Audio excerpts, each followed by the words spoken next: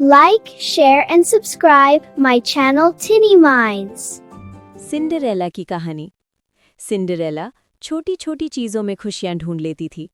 वो अपनी सुबह बगीचे में बिताती, चिड़ियों के साथ अपनी रोटी के टुकड़े बांटती और उन नन्हे चूहों से बातें करती जो बरामदे के नीचे रहते थे। जब वो फर्श साफ करती तो धीरे से फुसफुसाती, नन्हे दोस्तों, चिंता मत करो, दयालुता अपने आप में एक जादू है।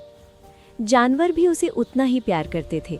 चिड़ियाँ उसका मन बहलाने के लिए उसके पसंदीदा गीत गाती और गस नाम के एक बहादुर चूहे के नेतृत्व में सभी चूहे उसके गिरे हुए रिबन या बटन इकट्ठा करने में उसकी मदद करते थे। एक शाम एक भव्य निमंत्रण आया। महल में एक शाही जलसे यानी बॉल का आयोजन होने वाला था।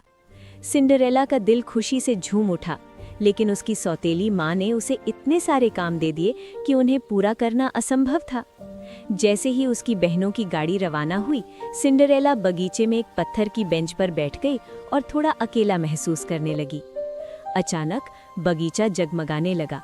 जुगनू एक साथ इकट्ठे हुए और सुनहरी धूल की एक लहर के साथ एक प्यारी सी मुस्कान वाली महिला प्रकट हुई। वो उसकी प्यारी गॉड मदर यानी परी माँ थी। अपने आंसू पोंछ लो प्यारी बच्ची, परी माँ ने कहा। तुम्हारे जैसा दयालु दिल जादू की एक रात का हकदार है। अपनी छड़ी के एक हल्के स्पर्श के साथ बेल पर लगा एक बड़ा नारंगी कद्दू एक चमकती हुई बग्गी में बदल गया। सिंडरेला के चूहे दोस्त शानदार शाही घोड़ों में बदल गए और सिंडरेला की पुरानी पोशाक सितारों की रोशनी से बनी एक सुंदर गाउन बन गई, जिसके साथ नन्ही चमकती हुई कांच की चप्पलें भी थीं। जाओ और नृत्य करो, परी माँ ने धीरे से कहा, लेकिन याद रखना, जब घड़ी में 12 बजेंगे तो ये जादू अगली रात के लिए गायब हो जाएगा। जलसे में राजकुमार ने सिंडरेला को देखा और सोचा कि वो अब तक की सबसे दयालु इंसान है। उन्होंने पूरी शाम महल के बगीचों में टहलते हुए और तारों के बारे में बातें करते हुए बिताई। सिंडरेला को लगा जैसे वो किसी खूबसूरत सपने में हो। जब घड़ी की सुइयां आधी रात का संकेत देने लगी तो सिंडरेला को जाना पड़ा। वो जाते हुए अपनी एक कांच की चप्पल वहीं सीढ़ियों पर छोड़ गई, लेकिन वो दुखी नहीं थी।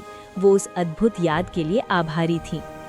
अगले दिन राजकुमार उस लड़की को खोजने के लिए पूरे राज्य में निकले, जो उतनी ही दयालु थी जितनी वो सुंदर थी। जब वो सिंडरेला के घर पहुंचे और उसने वो चप्पल पहनी तो वो उसे बिल्कुल फिट आ गई। राजकुमार सिंडरेला को महल ले गए, लेकिन वो अकेली नहीं गई।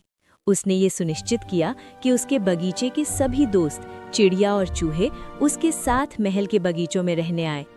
उस दिन के बाद से महल संगीत, हंसी और दयालुता से भर गया और वो सभी हमेशा के लिए खुशी खुशी रहे।